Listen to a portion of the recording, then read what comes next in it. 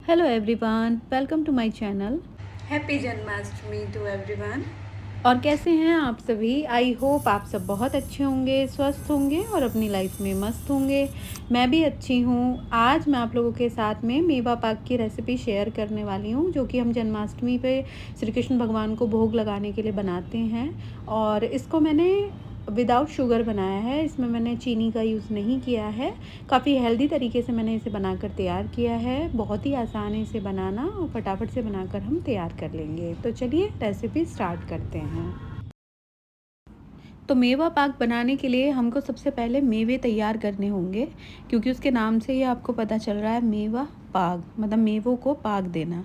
तो यहाँ पे मैंने एक कोकोनट ले लिया है और उसको ड्राई कोकोनट, गोला भी बोलते हैं इसको मैंने अच्छे से कद्दूकस कर लिया है।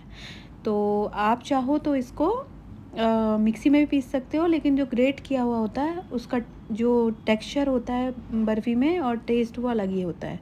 तो यहाँ पे हमने कढ़ाई चढ़ा दी है गैस पे और एक चम्मच मैंने ले लिया है देसी घी।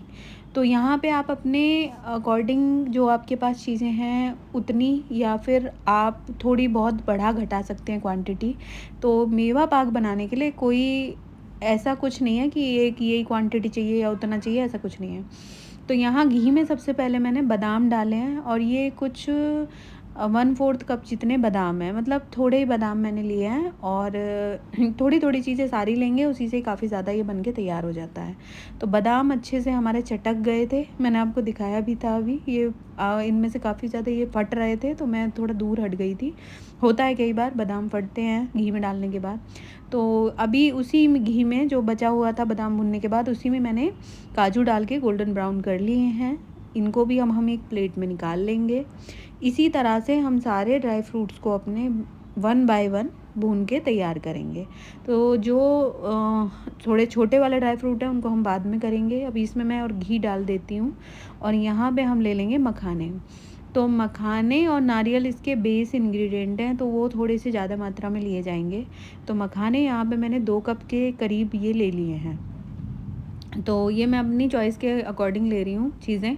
इसकी यही एक ख़ासियत है मेवा पाक की, आप इसे किसी भी तरीके का बना सकते हो अपनी फैमिली के अकॉर्डिंग, जैसा पसंद है। जैसे कहीं पे थोड़ा सा सॉफ्ट सॉफ्ट सा ज़्यादा पसंद करते हैं, कुछ थोड़ा सा मीठा ज़्यादा, कोई मीठा कम, तो उसी के अकॉर्डिंग आप बढ़ा घटा सकते हो। मेरा भी ये तरीका आप फॉलो कर सकते हो। तो ये 2 कप हैं हमारे मखाने। तो जितने भी मैंने ड्राई फ्रूट्स लिए हैं उससे लगभग 3 गुना मैंने ये मखाने लिए हैं। तो यहाँ मखाने भी बात करते करते हमारे भुनकर तैयार हो गए हैं, अच्छे एकदम क्रिस्पी हो गए हैं। अब फिर से घी ले लिया है मैंने उसी कढ़ाई में और अब हमने डाल दिए इसमें गोंद। तो गोंद की क्वांटिटी भी आप देख पा रहे होंगे, तो ये लगभग 1 से 1.5 टेबल स्पून के करीब होगी। तो मैंने अंदाजे से ली है। इसको हम घी में अच्छे से भूनेंगे लो फ्लेम पर। सारे चीज़ों को हमें लो फ्लेम पर ही भूनना होगा। अगर आपने हाई फ्लेम की तो ये जल जाएंगे। ये थोड़ा सा पेशेंस का काम है। मेवा पाक में मेहनत यहीं पर ही सिर्फ होती है। ये अच्छे से खिल गया था बढ़िया से, बिल्कुल कच्चा नहीं रहना चाहिए, ध्यान रखना होगा इसका। आप थोड़ा सा घी और डालेंगे, क्योंकि जो गोंद होती है ना, आप उसमें कितना भी घी डाल दो वो उसको एब्जॉर्ब कर लेती है। तो अभी मैंने घी डाला है और उसके अंदर मैंने बीज डाल दिए हैं। बीज थोड़े मुझे लग गए थे कि हो गए हैं, ये हल्के हल्के से कलर चेंज हो गया था बीज का, भुन गए थे। तो मैंने इसी में ही डाल दिए हैं चिरौंजी। चिरौंजी को ऐसे तो कोई ज़्यादा भुनने की ज़रूरत नहीं होती है, लेकिन मैंने फिर भी थोड़ा सा इनको डाल दिया है, टेस्ट थोड़ा बढ़ जाता है। अभी इसी के अंदर मैं जो कोकोनट को मैंने ग्रेट करके रखा है उसको भी डाल दूँगी। तो ये ड्राई कोकोनट है, गोला बोलते हैं इसको। तो ये मैंने खोपरा भी बोलते हैं कुछ लोग। तो यहाँ हमारा ये भी भुन के तैयार हो गया है। मतलब इसको बहुत ज़्यादा नहीं भूनना है, बस लो फ्लेम पे हल्का हल्का चलाते हुए भूनना है। और अब आपको लग रहा होगा कि बीज तो बहुत पहले डाले थे, लेकिन जब आप बीज के ऊपर से कोई और चीज़ें डाल देते हो, मतलब और दूसरे ड्राई फ्रूट डाल देते हो, तो वो भुनने शुरू हो जाते हैं और वो पहले वाले का प्रोसेस रुक जाता है।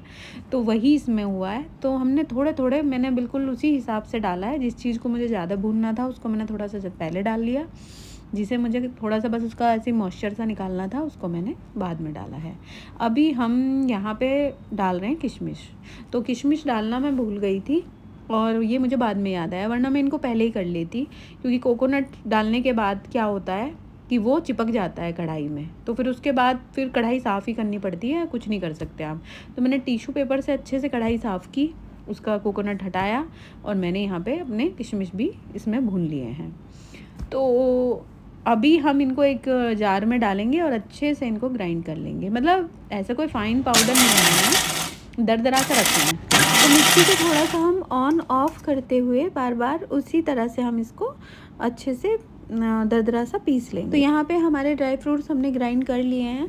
अब इनको भी हम बाकी के ड्राई फ्रूट्स जो हमने इस बर्तन में रखे हुए हैं उनमें मिला देंगे, सबको हम मिक्स कर देंगे। लेकिन यहाँ पे मैं देख पा रही हूँ कि कुछ बादाम और काजू वगैरह 2-4-5 पीस साबुत रह गए हैं, तो उनको मैं दोबारा से ग्राइंड करूँगी।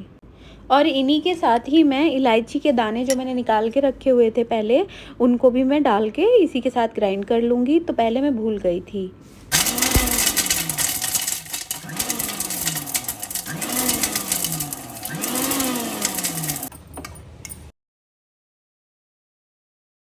तो यहाँ पर इनको भी पीस कर तैयार कर लिया है। अब सब चीज़ों को आपस में एक साथ मिला देंगे अच्छे से।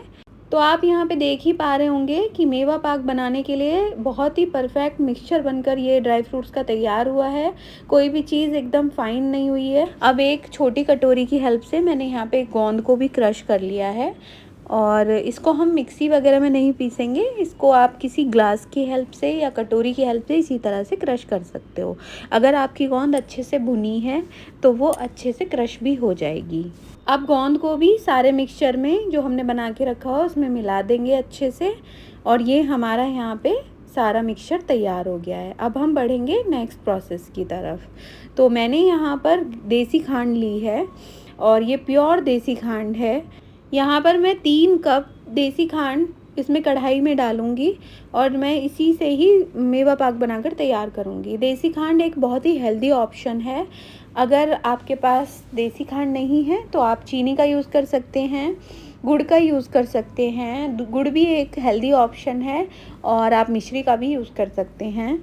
तो इसमें मैंने हाफ़ कप जितना पानी डाला है और मैं इसको लगातार चलाते हुए पकाऊंगी। और ये मैं मीडियम फ्लेम पे पका रही हूँ इसको। तो यहाँ पे अच्छे से झाग आने लगे हैं और अभी इसमें झाग ही आ रहे हैं वैसे तो ऊपर, लेकिन मुझे चलाते हुए समझ आ रहा है कि अभी मुझे लग रहा है कि इसकी कंसिस्टेंसी एकदम परफेक्ट हो चुकी है, जमने वाली। तो यहाँ पे मैंने थोड़ी सी चाशनी लेके इसका एक तार बना के मैं ये ऐसे फिंगर्स के और बीच में देख रही हूँ, तो एक तार की चाशनी ये बनकर तैयार हो गई है। अब ये जमने की कंसिस्टेंसी में आ चुकी है। तो अब हम फ्लेम को लो कर देंगे और इसमें मिला देंगे सारे ड्राई फ्रूट्स। तो इनको इसमें मिला के अच्छे से हम मिक्स करेंगे और फ्लेम को मैं लो ही रखूँगी। और इसमें लो भी रख सकते हैं, बंद भी कर सकते हो आप इस स्टेज पर गैस को। तो यहाँ पे ये परफेक्ट सिरप बन के तैयार हो गया है। और इस सिरप को पहचानने का, चाशनी को पहचानने का तरीका ये ही होता है कि आप एक बर्तन ले लो, मतलब एक कटोरी ले लो और उसमें थोड़ा सा पोर्शन निकाल के बहुत थोड़ा सा ड्रॉप भर उसमें डालो। जब आपको लगे कि अब मैं फिंगर लगा सकती हूँ इसमें, तो उसे लेके और फिंगर के बीच में ऐसे तार बनाने की कोशिश करिए। अगर आपका तार अच्छे से बन रहा है तो आपकी चाशनी तैयार हो चुकी है जमने के लिए। और थोड़ा ठंडा हो जाए तभी, सीधा हाथ नहीं लगाना होता है क्योंकि वो इतना गर्म होता है कि वो आपकी फिंगर को जला देगा। तो यहाँ पर हम इसको, प्लेट भी मैंने ग्रीस कर लिए हैं, बल्कि मैंने थोड़ा देर से ध्यान दिया। ये प्रोसेस हमको, मतलब ये वाला जो काम है ये हमें पहले ही करना होता है, प्लेट्स वगैरह को ग्रीस करके रखना। तो अभी भी हो गया अच्छे से, ठीक है। तो यहाँ पे मैंने एक प्लेट में इसको फैला दिया है। जितनी मोटी बर्फ़ी आप बनाना चाहते हो उसी के अकॉर्डिंग आप बर्तन ले सकते हो। थोड़ा छोटे बर्तन में आप फैलाएंगे इसे तो ये थोड़ा मोटी थिक जमेगी, तो इसलिए मैंने थोड़ा सा बड़े प्लेट में इसको जमाया है। थोड़ी सी मेरी, मतलब मोटी नहीं, मीडियम थिकनेस वाली मेरी बर्फ़ी बनकर तैयार हुई थी। और यहाँ पे हमने ये दूसरी प्लेट में भी इसको अच्छे से सारा हटा दिया है कढ़ाई पे से, क्योंकि अगर इस स्टेज पर आपने हटा दिया तो हट जाएगा, अदरवाइज़ ये चिपक के इतना ज़्यादा हार्ड हो जाता है कि फिर आप इसे हटा नहीं सकते। पानी में भिगा के रखना होगा तभी ये हट पाता है। तो यहाँ पे हमारी दोनों प्लेट हमने तैयार कर ली हैं। इनको मैं फ़ैन के नीचे रख दूँगी। तो यहाँ पे मैं इनको फ़ैन के नीचे से ले आई हूँ और ये मैंने कुछ 45 मिनट के लिए फ़ैन के नीचे रखी थी। उतने में हमारी बर्फ़ी जमकर बिल्कुल तैयार हो गई हैं। अब हम एक नाइफ़ की हेल्प से, शार्प नाइफ़ की हेल्प से इनको कट कर लेंगे। और ये अच्छे से जमी है इसलिए अच्छे से कट भी पा रही हैं। तो यहाँ पे आपने देखा कि ये जो हमारी मेवा पाक है ये कितनी आसानी से बनकर तैयार हो जाती है। इसमें आपको कोई भी मेज़रमेंट रखने की ज़रूरत नहीं है। आपके पास जो भी चीज़ें हैं आप उससे ये मेवा पाक बना सकते हो और जम भी आसानी से जाती हैं। बहुत थोड़े से चीज़ों में बनकर इतनी सारी मेवा पाक तैयार हो गई है। जिन लोगों ने कभी कोई मिठाई नहीं बनाई है वो भी ये मेवा पाक बनाकर तैयार कर लेंगे। अगर आप गुड़ से बनाना चाहते हो तो आप गुड़ से भी बनाकर तैयार कर सकते हो। तो यहाँ पे मेवा पाक को मैं सबसे पहले श्री कृष्ण भगवान के लिए निकाल दूँगी अलग। तो ये मैंने श्री कृष्ण भगवान के भोग के लिए मेवा पाक निकाल कर अलग रख दिए हैं। आई होप ये मेवा पाक की रेसिपी आपको काफ़ी ज़्यादा पसंद आई होगी।